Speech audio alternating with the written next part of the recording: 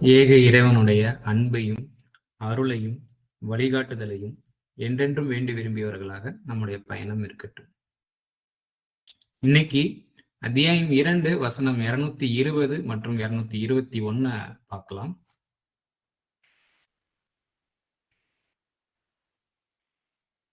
இம்மை மற்றும் மறுமையில் அனாதைகள் குறித்து உன்னிடம் வினவுகின்றனர்.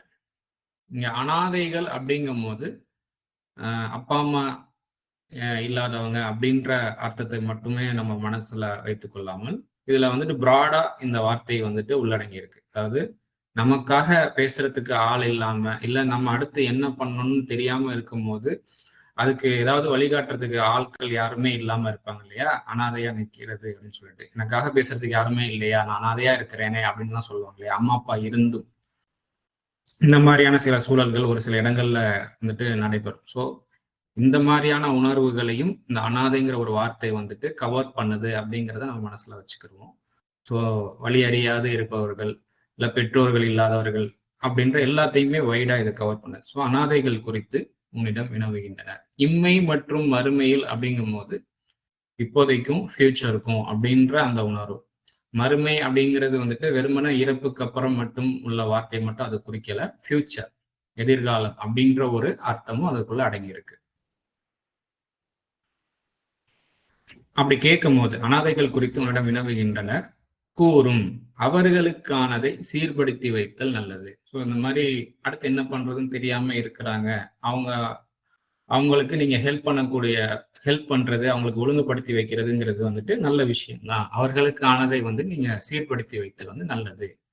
அவர்களோடு கூடி இருந்தால் பின் உங்கள் சகாக்களே. ஸோ அவங்க கூட நீங்க வந்துட்டு பழக்கத்துல இருக்கிறீங்க, அறிமுகமானவர்களாக இருக்கிறீர்கள் அப்படின்னா அவங்க வந்து உங்களுடைய சகோதர சகோதரிகளே அப்படின்ற ஒரு விஷயம் வந்துட்டு உணர்த்தப்படுது. ஸோ அவங்களுக்கானதை நீங்க வந்து ஒழுங்குபடுத்தி வைங்க. அடுத்தது, சீர் செய்வோரில் குழப்பம் செய்வோரையும் இறைவன் அறிவான். சீர் செய்யறோங்கிற பெயர்ல அங்கே குழப்பம் நடக்கிறதையும் இறைவன் வந்து அறிந்தவனாக இருக்கிறான். ஏன்னா ஒருத்தவங்க நம்ம ஹெல்ப் பண்ண போறோம் அப்படிங்கும் போது அங்க சில நேரம் வந்துட்டு அவங்களுக்கு நாம ஹெல்ப் பண்றோங்கிற அந்த ஒரு விஷயத்துல நம்ம கொஞ்சம் டாமினேட் பண்ண பார்ப்போம். ஹெல்ப்பை ரிசீவ் பண்ணவங்க நம்ம சொல்படி கேட்டு நடக்கணும். அவங்களுக்குன்னு ஒரு தனித்தன்மை இருக்கும் ஒருத்தவங்களுக்கும். ஸோ அந்த தனித்தன்மையை வந்துட்டு ஒழுங்கா முறையா செயல்படுத்த விடாம நம்ம டாமினேட் பண்றோம் அப்படின்னா அங்க வந்துட்டு குழப்பம் வந்துட்டு ஏற்படுது, மனக்கசப்பு அதெல்லாம் ஏற்படும்.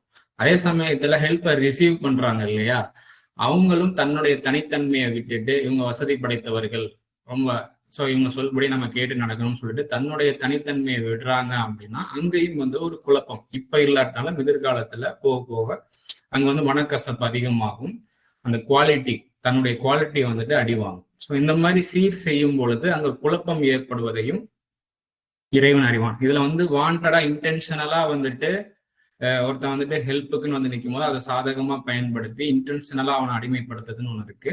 சில பேர் வந்துட்டு மனதளவுல இன்டென்ஷனலா அவங்கள அந்த மாதிரி பண்ணணும்னு அவசியம் இருக்காது. பட் ஆனா அவங்களுக்கு ஒரு விஷயத்துல சக்சஸ் ஆகியிருப்பாங்க, ஒரு சில மெத்தட் ஒரு சில ஃபார்முலாவை பயன்படுத்தி சக்சஸ் ஆகியிருப்பாங்க. அதே மெத்தட் அதே முறையை வந்துட்டு நீயும் செய்யணும் அப்படின்னு சொல்லி ப்ரெஸ் பண்ணும் போதும் அங்க வந்துட்டு கன்ஃபியூஷன்ஸ் ஏற்படுது. ஸோ இந்த மாதிரியான ஒரு அம்சமும் இருக்குது. ஸோ இதை நீங்க புரிஞ்சு செயல்படுங்க. ஒருத்தவங்களை நம்ம ஹெல்ப் பண்ண போறோம் அப்படின்னா அவங்களுக்கு என்ன தேவைப்படுது அப்படிங்கிறத நம்ம வந்து ஃபர்ஸ்ட் உணர்ந்து அறியணும். அந்த தேவை நம்மளால அதை செய்ய முடியுமா, அந்த நிலைமையில நம்ம இருக்கிறோமா அப்படிங்கிறத பார்க்கணும். இல்ல அது நம்மளால அவங்க அவங்களுக்கு என்ன தேவையோ அதை நம்ம நிறைவேற்றி வைக்கக்கூடிய நிலைமையில நம்ம இல்லை அப்படிங்கும் போது அதை நம்ம புரிஞ்சுக்கணும். இல்ல நமக்கு என்ன வருமோ அதைத்தான் அவனும் செய்யணும் அப்படிங்கிறது ப்ரெஸ் பண்றது வந்து ரொம்ப தவறு. அதே சமயத்துல ஓகே, சுவர் இருந்தாதான் சித்திரம் வரைய முடியும் அப்படிங்கிற அந்த பழமொழிக்கு எல்லாம் இருக்கு இல்லையா. ஸோ இப்போ வேற ஏதோ ஒரு தனித்துவத்தை நாடி அவங்க போயிட்டு இருக்கிறாங்க, அவங்களுக்கு கவனிப்பாரற்ற அனாதைகளா இருக்காங்க இல்லையா. ஆனா அது வந்து அடையிறதுக்கு கொஞ்சம் நாள் ஆகுது, அது வரைக்கும் வாழணும் இல்லையா. அதுக்காக டெம்பரவரியா ஏதாவது ஒரு இப்போதைக்கு இது மாதிரி பண்ணிக்கப்பா. அதே சமயத்துல உன்னுடைய தனித்தன்மை ஏதோ ஒண்ணு படிக்கணும்னு நினைக்கிறாங்க, இல்ல ஏதோ ஒரு இன்வென்ஷன், ஏதோ ஒரு புதுசா ஒரு கண்டுபிடிப்புல ஆர்வமா இருக்கிறாங்க, இல்ல ஏதோ ஒரு கலையில ஆர்வமா இருக்கிறாங்க அப்படிங்கும் போது அதற்குண்டான ரெகக்னைசேஷன் கிடைக்கிற வரைக்கும் வேற சின்ன வேலைகள், அந்த சின்ன அந்த டெம்பரவரியா செய்யக்கூடிய விஷயம் வந்துட்டு அவனுடைய தனித்தன்மையை சிதைக்காத வண்ணம் அவங்களுக்கு ஏற்படுத்தி கொடுக்கணும். இதெல்லாம் இருக்கு இல்லையா? இந்த மாதிரி வந்து முறையாக அது பண்ணிக்கிடுங்க. இந்த ஒரு கான்சியஸ் இல்லை அப்படின்னா நீங்க வந்து சிரமத்தில் ஆவீர்கள். இறைவன் நாடினால் உங்களை சிரமத்தில் ஆக்கி விடுவான். இதுவும் நம்ம கண் முன்னாடி நம்ம நிறைய பார்த்ததுதான். நான் அவனுக்கு ஹெல்ப் பண்ணதான் போனேன், பார்த்தா இப்படி ஆயிடுச்சு அவன் அப்படின்ற இந்த மாதிரி பேச்சுக்கள்லாம் ஏற்படுது இல்லையா? ஸோ இதெல்லாம் கவனத்துல கொண்டு செயல்படுங்க அப்படிங்கிறது உணர்த்தப்படுது. இன்னல்லாக அசீசோ ஹக்கீம், நிச்சயமாக இறைவன் வந்து மிகைத்தவன், ஞான தேர்வு உடையவன், ஞானமான சொல்யூஷனை கொடுக்கக்கூடியவன். ஸோ ஒவ்வொருத்தவங்க ஹெல்ப் பண்றவங்களும் சரி, ஹெல்ப்பை ரிசீவ் பண்றவங்களும் சரி, கவனமா பார்த்து நீங்க நடந்து கொள்ளுங்க அப்படின்ற அந்த உணர்வு இங்க நினைவூட்டப்படுது. அதுக்கு அடுத்ததாக வந்துட்டு திருமண பந்தத்தை பத்தி பேசுது நிக்காஹ். நிக்காஹ் அப்படிங்கும் போது திருமண பந்தம் அப்படிங்கிறது முதன்மையான அர்த்தமாக வந்து நின்றாலும் அதற்கு வந்துட்டு ஒரு கான்ட்ராக்ட் அப்படிங்கிற ஒரு அர்த்தமும் அதுக்குள்ள அடங்கி இருக்கு ஒய்டாக. ஸோ இப்போ திருமணத்தை பத்தி இங்க பேசினாலும் நார்மலா எந்த ஒரு கான்ட்ராக்ட், பிசினஸ் கான்ட்ராக்டாக இருந்தாலும் சரி, அதுல எப்படி நடந்து கொள்ளணும் அப்படிங்கிற ஒரு நினைவூட்டல்களும் இந்த வசனத்துக்குள்ள அடங்கி இருக்கு. நான் அதை வாசிப்போம். இணை வைப்பவர்கள் நம்பிக்கை கொள்ளும் வரை மனம் முடிக்காதீர்கள். உங்களை கவர்ந்தவளாக இருந்த போதிலும் இணை வைப்பவளை விட சிறந்தது நம்பிக்கை உள்ள சேவகி. ஸோ இணை வைக்கிறது ஷிர்க் அப்படின்னா என்ன? ஆக்சுவலி ஷிர்க்கினுடைய லிட்டரலா மீனிங் வந்துட்டு பார்ட்னரிங், கூட்டு சேர்க்கிறது, ஒரு பங்குதாரர், பங்காளி அப்படிங்கிறது அர்த்தம். ஸோ எதை பங்கு சேர்க்கிறது? இறைமைக்கு தகாத விஷயம் அப்படிங்கிற ஒரு விஷயம் இல்லையா? அதர்மமான வழியில வாழலாம், ஜெயிக்கலாம் அப்படின்ற ஒரு மைண்ட் செட்ல இருக்கக்கூடியவர்களை வந்துட்டு அவங்க கூட வந்துட்டு நீங்க வந்து பாண்டிங் வச்சுக்கிடாதீங்க அப்படிங்கிற அந்த உணர்வு கொடுக்கப்படுது. அவங்க எவ்வளவுதான் அட்ராக்டிவா இருந்தாலும் நம்பிக்கையோட வந்துட்டு இப்போ ஒரு சேவையில இருக்கிறாங்க, ஒரு சர்வீஸ்ல இருக்கிறாங்க, நல்ல விதமா செயல்பட்டாலே இப்போதைக்கு உடனடியா ஒரு பெரிய பிக் ப்ராஃபிட்லாம் கிடைக்காட்டினாலும் நிம்மதியா சமாதானமா கொஞ்சம் கொஞ்சமா நம்ம முன்னேற முடியும்னு சொல்லிட்டு நம்பிக்கையோட செயல்பட்டு வரக்கூடிய ஒரு சர்வெண்டாக இருந்தாலும் சரி, அவங்க வந்து உங்களுக்கு பெட்டரா இருப்பாங்க, அவங்க கூட நீங்க வந்துட்டு பாண்டிங் வச்சுக்கிடுங்க, திருமணமாக இருந்தாலும் சரி அப்படின்ற அந்த உணர்வு கொடுக்கப்படுது. இது ஆண்களுக்கும் பெண்களுக்கும் சேர்த்தா போல சொல்லுது. ஸோ இணை வைப்பவர்கள் நம்பிக்கை கொள்ளும் வரை மனம் முடிக்காதீர்கள். உங்களை கவர்ந்தவளாக இருந்த போதிலும் இணை வைப்பவளை விட சிறந்தது நம்பிக்கை உள்ள சேவகி. இணை வைப்பவன்கள் நம்பிக்கை கொள்ளும் வரை மனம் முடிக்காதீர்கள். உங்களை கவர்ந்தவனாக இருந்த போதிலும் இணை வைப்பவனை விட சிறந்தது நம்பிக்கை உள்ள சேவகன். அத்தகையோர் நெருப்பின் பால் அழைக்கின்றனர். அதர்மமான வழியில வந்துட்டு செயல்படலாம்னு நினைக்கிறவங்க, அதான் நான் இணை வைக்கிறவங்கள தான் இந்த அதர்மமான வழியில செயல்படுறவங்க புரிதலுக்காக சொல்றேன். அதர்மமான விஷயங்களை கூட்டு சேர்க்கிறது, பார்ட்னரிங் சேர்த்து வச்சு செயல்படுறவங்க வந்துட்டு ஃபியூச்சர் வந்துட்டு ரொம்ப டிஃபிகல்ட்டியா நெருப்பு போல ஒரு வாழ்க்கையின் பால் வந்துட்டு அவங்களுடைய அழைப்புகள் இருக்கிறது. இறைவனோ தனது அனுமதியை கொண்டு தோட்டம் மற்றும் மன்னிப்பின் பால் அழைக்கின்றான். தோட்டம் ஜன்னத் அப்படின்னாலே வந்துட்டு தன்னிறைவான ஒரு வாழ்க்கை, நிரப்பமான தேவையான விஷயங்கள் நிரப்பமா இருக்கக்கூடிய விஷயம். அதே சமயத்துல நம்ம மனிதர்கள் நம்மளுடைய செயல்கள் வந்துட்டு என்னதான் நம்ம கரெக்டா செய்யணும்னு நினைச்சாலும் அதுல வந்து மிஸ்டேக்ஸ்ங்கிறது ஏற்படதான் செய்யும். அந்த மிஸ்டேக்ஸ் எல்லாம் ஓவர் கம் பண்ணக்கூடிய வகையில ஒரு லைஃப் ஸ்டைல். தவறு நடந்தது அப்படின்னா அதை தவறு சரி பண்ணிக்கிறதுக்கும், அது தவறு பெரிய பூதாகரமா ஆயிடாம நிதானமான ஒரு வாழ்க்கையை நம்ம மேற்கொள்ளும் பொழுது உடனே சரி பண்ணிக்கிறதுக்கும் அங்க வாய்ப்புகள் பிரகாசமா இருக்கும். ஸோ அந்த மாதிரி மன்னிப்பை பெற்றுக்கொள்ளக்கூடிய வகையில தன்னிறைவான ஒரு வாழ்க்கையின் பால் வந்துட்டு இறைவன் வந்துட்டு அழைக்கின்றான் அப்படின்னு சொல்லப்படுது. மனிதர்களுக்கு தனது அத்தாட்சிகளை தெளிவாக்குகின்றான், அவர்கள் நினைவில் கொள்ளும் பொருட்டு. நார்மலாவே நம்ம நிதானமாக செயல்படும் பொழுது வாழ்க்கை வந்து ரொம்ப ஸ்மூத்தா போகுது அப்படிங்கிறது அங்கங்க நம்மளுக்கு அத்தாட்சிகள் வந்து நமக்கு காட்டப்படதான் செய்யுது. நீங்க அதையெல்லாம் நீங்க மைண்ட்ல வச்சுக்கணும். ஸோ அந்த மாதிரியான நடந்த நிகழ்வுகளை எல்லாம் நினைவுபடுத்தக்கூடிய வகையில இங்க வந்து நம்மளுக்கு வந்து பேசப்படுது. மனிதர்களுக்கு தனது அத்தாட்சிகளை தெளிவாக்குகின்றான், அவர்கள் நினைவில் கொள்ளும் பொருட்டு அப்படின்னு சொல்லி. ஸோ மொத்தமா வாசிக்கிறேன், 2 வசனத்தையும் சேர்த்து வாசிக்கிறேன்.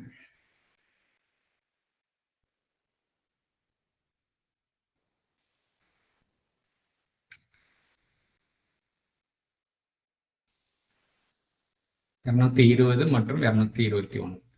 இம்மை மற்றும் மறுமையில் அனாதைகள் குறித்து உன்னிடம் வினவுகின்றனர். கூறும், அவர்களுக்கானதை சீர்படுத்தி வைத்தல் நல்லது. அவர்களோடு கூடியிருந்தால் பின் உங்கள் சகாக்களை. சீர் செய்வோரில் குழப்பம் செய்வோரையும் இறைவன் அறிவான். இறைவன் நாடினால் உங்களை சிரமத்தில் ஆக்கி விடுவான். இறைவன் நாடினால் உங்களை சிரமத்தில் ஆக்கி விடுவான் அப்படிங்கிறது வந்துட்டு ரேண்டமா பிக் பண்ணி நாடுனா சிரமத்தில் ஆக்குவான், நாடுனா அருள் புரிவான் அப்படிங்கிறது கிடையாது. நீங்க அத்தியாயம் 2 வசனம் 26 நீங்க நம்ம எடுத்துக்கிட்டோம் அப்படின்னா அதுல ஒரு விஷயம் நம்மளுக்கு கிடைக்கும்.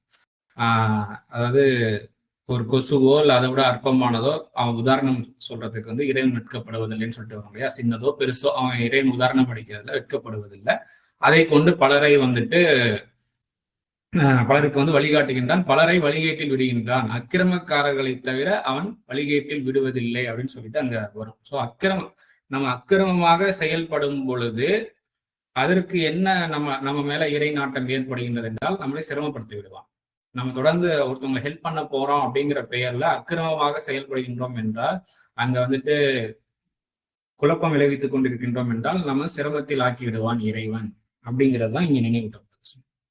இப்போ நம்ம ஒழுங்கா செயல்படும் பொழுது நம்மளுக்கு வழிகாட்டப்படும், பலரை வழிகாட்டவும் செய்கின்றான்னு சொல்லிட்டு பல இடங்கள்ல பார்க்கணும்ல. நம்ம நியாய உணர்வோட நம்ம நடந்துக்கொள்ளணும். நம்ம ஹெல்ப் பண்ற லெவல்ல இருக்கிறோம் அப்படிங்கிற பெயர்ல ஹெல்ப்பை ரிசீவ் பண்றவங்களை வந்து டாமினேட் பண்ணக்கூடாது. ஹெல்ப்பை ரிசீவ் பண்ணக்கூடியவங்களாக நாம இருந்தாலும் அதே சமயத்துல ஹெல்ப் பண்றவங்க ரொம்ப வசதி பெற்றவங்களா இருக்காங்கிறதுக்காக அவங்க என்ன சொன்னாலும் கேட்கணும் அப்படின்னு அதர்மமான ஒரு விஷயம் அவங்க சொல்லி தர்றாங்க அப்படின்னா அதை நம்ம கேட்கணுன்ற இது கிடையாது. அது நிறைய விஷயங்கள் வந்து இதுல நினைவூட்டப்படுது. அப்படியாக ஹெல்ப்பை ரிசீவ் பண்ணக்கூடியவங்க வசதி பெற்றவங்களை என்ன சொன்னாலும் கேட்டுக்கலாம்னு நடந்தாங்கன்னா அவங்களுடைய ஃபியூச்சரும் பாதிக்கும். அதே சமயத்துல ஹெல்ப் பண்றவங்க வந்துட்டு டாமினேட் பண்ணணும் அப்படின்ற அடிப்படையில் தொடர்ந்து செயல்பட்டாங்க அப்படின்னா அதுவும் ஃபியூச்சரா அவங்களை பாதிக்கும். ஏன்னா யாருமே அடிமையா இருக்கிறத வந்துட்டு விரும்ப மாட்டாங்க. ஸோ தொடர்ந்து இந்த டாமினேஷன் நடக்கும்போது அதை அங்கே வந்துட்டு அந்த எதிர்ப்பு அவங்கள பத்தின ஒரு நல்ல பெயர் வந்துட்டு அடிபட்டுக்கிட்டே போகும். ஒரு கட்டத்துல வந்துட்டு அவங்க ஹெல்ப் பண்ணலாம் ஞாபகத்துல இருக்காது, அவங்க டாமினேஷனா நடந்த விஷயம் தான் ஞாபகத்துல இருந்து வாய்ப்பு கிடைக்கும் போது அவங்க வந்துட்டு யார் மூலயமாவோ இல்லை சூழல் மூலயமாவோ சிரமத்திற்கு உள்ளாவார்கள் அப்படின்ற அந்த நினைவூட்டெல்லாம் இங்க கிடைக்குது. நிச்சயமாக இறைவன் மிகைத்தவன், ஞான தீர்வுடையவன். அதுக்கடுத்து இணை வைப்பவர்கள் நம்பிக்கை கொள்ளும் வரை மனம் முடிக்காதீர்கள். அதர்மமான விஷயங்கள்ல வந்து வாழ்ந்துடலாம் அப்படின்னு நினைக்கிறவங்கள வந்துட்டு நம்பிக்கை கொள்ளுதல் அப்படின்னா வந்துட்டு அத்தியாயம் 23 அந்த மூமின் ஈமான் அப்படின்ற வார்த்தைக்கு வாரிசுதாரர்கள். இந்த வார்த்தை எப்படிப்பட்டவர்களை இந்த வார்த்தைகளை கொண்டு அழைக்குது அப்படிங்கிறது புரிஞ்சுக்கிறதுக்கு அத்தியாயம் 23 முதல் 10 வசனத்தை பார்த்தா அவங்களுக்கு நல்லா ஷார்ட் அண்ட் கிறிஸ்பா இருக்கும். நிறைய இடங்கள்ல சொல்லப்படுது குரான்ல நம்பிக்கை கொள்பவர்கள் யார் என்று வந்துட்டு நிறைய இடத்துல சொல்லப்படுது. ஒரு ஷார்ட் அண்ட் கிறிஸ்பா புல்லட் பாயிண்ட்ஸ் மாதிரி வந்துட்டு பார்க்கணும் அப்படின்னா அத்தியாயம் 23 முதல், அதாவது பாதுகாப்பா வாழணும், மித்தவங்களுக்கு தொந்தரவு இல்லாம வாழணும், பிறருடைய தொந்தரவுக்கு தானும் ஆளாக கூடாது, ஒரு அமைதியான சமாதானமான ஒரு வாழ்க்கை வாழணுன்ற அடிப்படையில அவங்களுடைய ஒவ்வொரு ஆக்ஷன்ஸும் இருக்கும் இல்லையா. 100% பெர்ஃபெக்டா வாழ முடியாட்டினாலும் அவங்களுடைய ஆக்டிவிட்டி, அவங்களுடைய எண்ணம் வந்து அதை நோக்கி செயல்படுகின்றது என்றால் அந்த மாதிரியான ஆட்கள் கூட நீங்க வந்துட்டு பாண்டிங் வச்சுக்கிடுங்க அப்படின்னு சொல்லப்படுது. அந்த மாதிரி ஆட்களுக்குள்ள பாண்டிங் வைக்கணும் அப்படின்னா நாம ஃபர்ஸ்ட் அந்த மாதிரி இருக்கணும் இல்லைங்களா. ஸோ அப்போ நம்ம எந்த அளவுக்கு வந்துட்டு அதுல முன்ன பின்ன இருப்போம், அதனுடைய லெவல்ஸ்ல வந்து இருக்கும். அதற்கேற்ற போலதான் வந்துட்டு திருமணம் வந்து நடந்துருச்சு. இப்ப என்கிட்டையும் ஒரு சில குறைகள் இருக்கு, யாரை நான் திருமணம் முடிச்சிருக்கணும் இல்ல யார் கூட பிசினஸ் கான்ட்ராக்ட் அவங்ககிட்டே ஒரு சில குறைகள் இருக்கு. பட் ஆனா 2 பேருமே வந்துட்டு அதர்மமான வழியில வாழ்ந்து ஜெயிச்சிடலாங்கிற எண்ணம் கிடையாது. 2 பேருமே வந்து நியாயத்தோட வாழணும், நியாய தர்மத்துல ஜெயிக்கணும். ஸோ அதுல ஒரு சின்ன சேலஞ்சிங்ஸ் இருக்கு. அந்த சேலஞ்சிங்ஸ்லயுமே கூட நியாய தர்மத்தை விட்டுறக்கூடாது அப்படின்ற அந்த அவங்களால இயன்ற வரைக்கும் வந்துட்டு நியாயமா நடந்துக்கணும் அப்படின்ற ஒரு நினைப்புல இருக்கும்போது கொஞ்சம் கொஞ்சமா அவங்க வந்து மேன்மை அடைவாங்க அப்படின்ற அந்த உணர்வும் இங்க கொடுக்கப்படுது. மீண்டும் ஒரு முறை நான் இதை ஃபர்ஸ்ட்ல இருந்தே வாசிச்சிடுறேன். இம்மை மற்றும் மறுமையில் அனாதைகள் குறித்து உன்னிடம் வினவுகின்றனர், கூறும் அவர்களுக்கானதை சீர்படுத்தி வைத்தல் நல்லது, அவர்களோடு கூடி இருந்தால் பின் உங்கள் சகாக்களே. சீர் செய்வோரில் குழப்பம் செய்வோரையும் இறைவன் அறிவான். இறைவன் நாடினால் உங்களை சிரமத்தில் ஆக்கி விடுவான். நிச்சயமாக இறைவன் மிகைத்தவன், ஞான தீர்வுடையவன். குழப்பம் செஞ்சுக்கிட்டு இருந்தீங்க அப்படின்னா நீங்க சிரமத்துல ஆயிடுவீங்க, பார்த்து நடந்துக்கிடுங்க அப்படின்ற அந்த உணர்வு நினைவூட்டப்படுது, எச்சரிக்கை நினைவூட்டப்படுது. அதுக்கப்புறம் இணை வைப்பவர்கள் நம்பிக்கை கொள்ளும் வரை மனம் முடிக்காதீர்கள். உங்களை கவர்ந்தவளாக இருந்த போதிலும் இணை வைப்பவளை விட சிறப்பு நம்பிக்கையுள்ள சேவகி. இணை வைப்பவன்கள் நம்பிக்கை கொள்ளும் வரை மனம் முடிக்காதீர்கள். உங்களை கவர்ந்தவனாக இருந்த போதிலும் இணை வைப்பவனை விட சிறப்பு நம்பிக்கையுள்ள சேவகன். அத்தகையோர் நெருப்பின் பால் அழைக்கின்றனர். இறைவனோ தனது அனுமதியை கொண்டு தோட்டம் மற்றும் மன்னிப்பின் பால் அழைக்கின்றான். மனிதர்களுக்கு தனது அத்தாட்சிகளை தெளிவாக்குகின்றான், அவர்கள் நினைவில் கொள்ளும் பொருட்டு. இதுக்கடுத்து வரக்கூடிய வசனங்களை வரக்கூடிய நாட்கள்ல இன்ஷா அல்லாஹ் பார்ப்போம்.